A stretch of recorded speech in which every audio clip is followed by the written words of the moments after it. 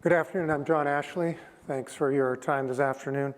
I'm here to tell you how Durvina is going to strengthen tissue, reduce vein graft patency issues, and hopefully keep you awake after your post-lunch serotonin boost. Durvina is founded by a very experienced team. Myself, I have 30 years in the medical device space with both Fortune 500 and several startups, many of which have had successful exits, including 2 IPOs.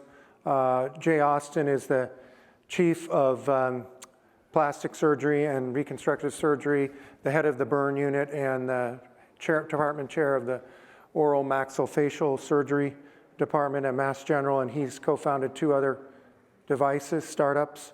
Bobby Redman is one of the world's foremost authorities on the interaction of tissue and light, associate professor of dermatology at Harvard University, and the inventor of this technology.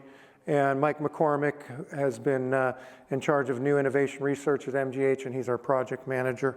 Also has founded 2 other medical device companies. So Durvina is solving vein graft patency failures. This is an issue in 3 very large markets: CABG, coronary artery bypass grafting; PAD, peripheral artery disease; and AVF, arterial venous fistulas for hemodialysis patients. We treat the vein grafts to increase their strength and reduce the failures that occur post-surgery. We have a strong patent portfolio, US and OUS patents, very compelling preclinical data that's published in peer-reviewed studies, peer-reviewed journals, and as I said, a very experienced team that's returned over $1.25 billion to investors to date in previous startups. So over 1 million patients in this country get surgeries every year to convert or harvest one of their veins to be used as an arterial vessel. This has been going on for decades, and it's the gold standard, but the outcomes are not very good. In CABG surgery, 350,000 procedures, about 20% of those grafts fail within the first year, as much as 50% in 5 years. Similar outcomes in peripheral artery disease. In AV fistula surgeries, 50% of the grafts fail to form a proper AV fistula, and a new surgery has to be done. So that's failure in a 2-month time frame. What we do is a photochemical tissue passivation to the vein. We apply a photoinitiator on the outside surface of the vein, the adventitia, expose it to light. That light converts the photoinitiator into a singlet oxygen species, which binds to the collagen bed in the adventitia, and that in turn binds to other linkages in the bed, creating covalent crosslinks, which are durable and preserve the tissue over time. This effectively arterializes the vein, making it stronger. And as I said, the technology was spun out of Mass General Hospital, the Wellman Center for Photomedicine, where it's been worked on for the last decade. Here's some of our published preclinical data. First image shows a regular control vein that has been anastomosed into an arterial pathway. So it sees high blood pressure, high flow rate, and that causes the vein to expand, dilate, and get tortuous. Compare that to our treated vein in the same animal at the same time period, and you can see that the vein has not expanded, and we have nice laminar blood flow through that vessel. What we've shown is that we increase the elastic modulus of the vein 18 times compared to a control vein and make it 5 times stiffer, effectively turning it into an artery. What's more important is what happens on the inside of the vein.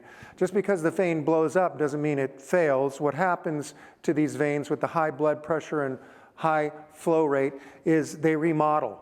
The inner layer of the vein grows, and the cell structure turns into a muscular type cell. So here you see a histology image of a control vein from one of our published studies, and you can see the thick intimal layer called intimal hyperplasia. Compare that to the treated vein. We have shown an average reduction of intimal hyperplasia growth of 70%, and as well the inner layer of the vein, the middle layer, the media, has reduced its growth by 50%. This is what leads to the vein graft failure. It's the inside of the vein growing until it closes off the passageway, slows down the blood flow, it clots, and the graft fails.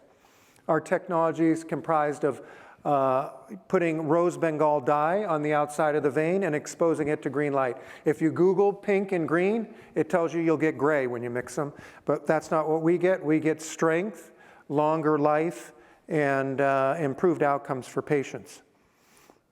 We can do this in CABG surgery and not impact the surgical workflow at all. The first step in the surgery is the veins harvested from the leg, and then it's kept on the back sterile field until the heart's opened and the patient's put on bypass. During that time, the 3-minute PTP treatment can be done on the graft without impacting the surgery.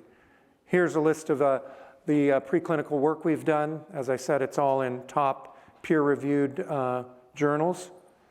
And our IP portfolio with many more pending applications. We're in discussions with the FDA at this time period, seeing if we can get a de novo pathway for this. Rose Bengal dye has been used in medicine for many years. It's clearly biocompatible. It's not taken up by the cells. It's not a drug. And light is used for medical therapies. If we don't get the de novo pathway, we're prepared to do a traditional PMA with 2 sequential studies. Our study trial design is very compelling because we're going to do this on patients who are going through a triple bypass surgery or greater. So each patient will get a control vein and a treated vein, so we'll have inter-subject control. That keeps the numbers of patients you need low because you'll get perfect matching through different demographics and comorbidities. We'll look at the vein graft patency at 6 months for a pilot study and 12 months for the pivotal. The economics of this are very compelling.